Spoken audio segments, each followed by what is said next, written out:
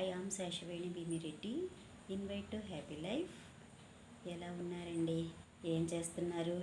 కాసేపు సరదాగా మాట్లాడుకుందామా? మరి సుఖం పంచుకోపోయినా పర్వాలేదు, కష్టం పంచుకోవాలి అంటారండి అందరూ.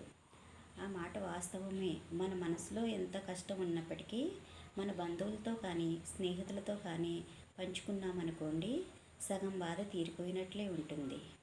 అయితే ఆ కష్టం మనం పంచుకున్నాక తిరిగి మనతో వారి ప్రతిస్పందన ఎలా ఉంటుంది అనేది మాత్రం మనం ఒకసారి గమనించుకోవాలండి.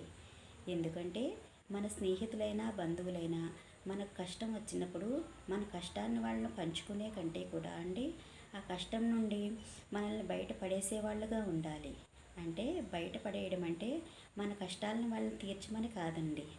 ఇది నీకు ఒక కష్టమే కాదు, నువ్వు ఎందుకు భయపడుతున్నావు, నువ్వు దీంట్లోంచి బయటకు రాగలవు అని ధైర్యం చెప్పేవాళ్ళుగా ఉండాలండి.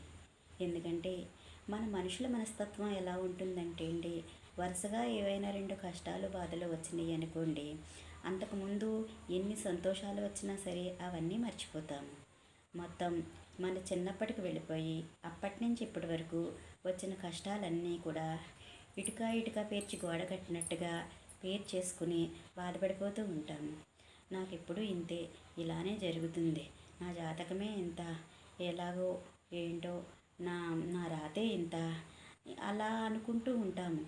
అలా అనుకున్నప్పుడు మనం మన కష్టం పంచుకున్న స్నేహితులు కానీ బంధువులు కానీ తిరిగి మనతో మాట్లాడే విధానం ఎలా ఉండాలంటే అండి, ఎందుకు నువ్వు అలా అనుకుంటున్నావు, నీ జీవితంలో ఎన్ని సుఖాలు పొందలేదు, నీకు అప్పుడు ఆ సంతోషం వచ్చింది, ఇప్పుడు ఈ సంతోషం వచ్చింది, ఈ విధంగా ఎవరికైనా వస్తూ ఉంటాయి. కష్ట సుఖాలు కలిపోతే జీవితం అంటే ఎంతమందికి రాలేదు చెప్పు అని, అవసరమైతే ఏదైనా కూడా కష్టాల నుంచి ఎంతో ధైర్యంగా బయటపడ్డ వాళ్ళ సంఘటనలు మీకు ఏమైనా తెలిస్తే కనుక ఉదహరించే వాళ్ళుగా ఉండాలి మీ స్నేహితులు. అలా కాకుండా అండి, నిజమే నిజమే, అవును, మరి మీరు చెప్పిన ప్రతి మాటకు తల ఆడిస్తూ, అవును నిజమే, నేను అదే అనుకుంటున్నాను, నీకే ఎప్పుడు ఇలా జరుగుతూ ఉంటాయి, మీ వాళ్ళందరూ బాగానే ఉంటారు, వాళ్ళు బాగానే ఉంటారు, వీళ్ళు బాగానే ఉంటారు, నిజమే నీకే ఇలా జరుగుతున్నాయి అని మనకు ఇంకొంచెం బాధను పెంచేవాళ్ళుగా ఉన్నారనుకోండి, మనకు వచ్చిన కష్టం కంటే కూడానండి ఈ మానసిక బాధే మనకి ఇంకా ఎక్కువైపోతుంది. అందువలనండి మీరు ఒక్కసారి ఆలోచించుకోండి. మీ చుట్టూ ఉన్న బంధువులు కానీ స్నేహితులు కానీ మీకు ఏదైనా కష్టం వచ్చి మీరు ఇలా షేర్ చేసుకుంటున్నప్పుడు వాళ్ళు తిరిగి మీతో ఎలా మాట్లాడుతున్నారు అనేది ఒకసారి ఆలోచించుకునండి.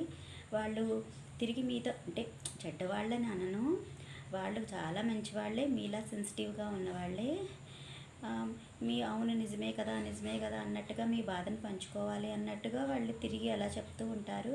కానీ ఆ సమయంలో వాళ్ళు అలా చెప్పే మాటలు మీకు నిజంగా హెల్ప్ అవ్వండి. అవి మిమ్మల్ని ఇంకాస్త కృంగదీసేవిగానే అవుతాయి. నిజానికి ఆ సమయంలో అలా మన వైపు మాట్లాడే స్నేహితుల కంటే కూడా మనల్ని తిట్టే శత్రువులే బెస్ట్. ఎందుకంటే అండి, అసలు వచ్చిందే కష్టం, దాన్ని మళ్ళీ కూడా ఇలాగా అలాగా నిజమే నువ్వు చెప్పిందంతా సరే సరే అని మనల్ని ఇంకా అన్నారనుకోండి, మనకి ఏమవుతుందండి, ఇంకా బాధలోకి వెళ్ళిపోతాం.